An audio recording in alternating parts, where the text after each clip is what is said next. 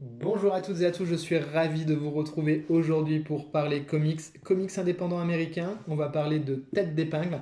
Donc effectivement, on est sur du comics indé, on est loin de tout l'imaginaire des super slips, on est vraiment sur de la BD américaine indépendante. Ça s'appelle Tête d'épingle, c'est aux éditions Presque Lune et c'est l'histoire de ce personnage, donc surnommé Tête d'épingle, mais qui s'appelait de son vrai nom Schlitzie. Ça fait partie de ce qu'on appelait également les freaks, donc qui faisait partie de ces freak shows, donc les cirques itinérants où étaient mis, si vous voulez, sur le devant de la scène des personnages avec des déformations, avec des problèmes psychologiques, parce que, eh bien, on parle de ça, on était au début, voilà, des années 1900, enfin voilà, fin 19e, si je dis pas de bêtises, et début milieu 20e. Et Schildi, c'est ce qu'on appelle un microcéphale, donc c'est quelqu'un qui a un problème au niveau de la formation de la boîte crânienne et avec ce qu'on pourrait appeler aujourd'hui une maladie mentale, il a du retard. Et voilà, c'est l'histoire de ce personnage-là, c'est l'histoire de ces freak shows, de qu'est-ce que c'est la différence et qu'est-ce que c'était de vivre à cette époque-là. Et dans ces milieux-là, particulièrement intéressant dans le sens effectivement où cet enfant microcéphale né, il appartenait à une famille bourgeoise qui ne peut pas accepter la différence et qui donc du coup décide de se séparer de son enfant et de le confier à un cirque. Donc Schlitzie, comme ça, tout au long de sa vie, va passer un petit peu de propriétaire en propriétaire, être sur la route et se montrer dans cette façon-là. Alors, ce qui est assez étonnant dans l'histoire, c'est que Schlitzie, c'est un homme, mais ils vont souvent, finalement, quasiment tout le temps l'habiller en femme et le faire passer pour une femme, une espèce de femme sauvage qui viendrait d'endroits différents de la planète, qui serait le dernier chaînon. Enfin, vous voyez ce genre de fausses histoires de bonimenteurs que peuvent raconter les cirques. A priori, donc je vous invite aussi à aller voir la chaîne Blast sur YouTube, c'est un média indépendant qui est absolument génial. Une des dernières vidéos, c'est un mec qui est tout barbu, comme ça il parle du film Freaks. Donc voilà, il le décortique et il parle forcément de Schlitzie à un moment donné, parce que c'était un personnage incontournable. Je vous invite également à regarder La Caravane de l'étrange qui était top. Et donc quand on regarde tout ça, on se rend compte que ce Schlitzie était une personne absolument adorable, extrêmement attachante, qui adorait faire la vaisselle, qui répétait des choses en boucle, mais qui était quelqu'un de simple et qui avait finalement su trouver sa place au milieu de cette vie-là, au milieu de ces cirques itinérants, de ces communautés avec des personnes qui étaient cul-de-jatte, femmes à barbe, siamoises.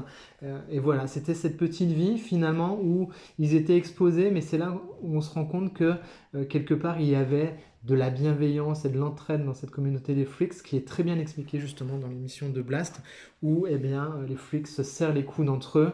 Et voilà, on a cette biographie-là, cette histoire-là qui est racontée de façon très douce, très intéressante, c'est pertinent, c'est toujours un regard d'homme, c'est jamais moqueur, c'est toujours dans une bienveillance et un regard pertinent sur la différence, parce que c'est vrai qu'aujourd'hui on est dans des sociétés totalement normatives et dès que quelqu'un est un petit peu différent, c'est tout de suite voilà, ça peut virer à du harcèlement sur les réseaux scolaires. On a tous connu quand on est un petit peu différent. Moi-même, quand j'étais très jeune, j'avais les cheveux très longs et voilà, la différence. Quand on est différent et qu'on sort un petit peu du moule, on sait et on apprend, on affûte son regard sur la société et également sur ce que c'est la vie en communauté. C'est là qu'on se rend compte que les êtres humains peuvent être parfois extrêmement féroces. Donc c'est extrêmement intéressant dans cette bande dessinée justement de voir la bienveillance et la douceur qu'il y a entre finalement ces gens du cirque qui exploitent quand même quelque chose de très difficile et de très cruel, mais en même temps, c'est leur seul endroit, c'est leur seul lieu où ils peuvent être normaux, entre guillemets, entre eux, finalement, malgré leurs différences.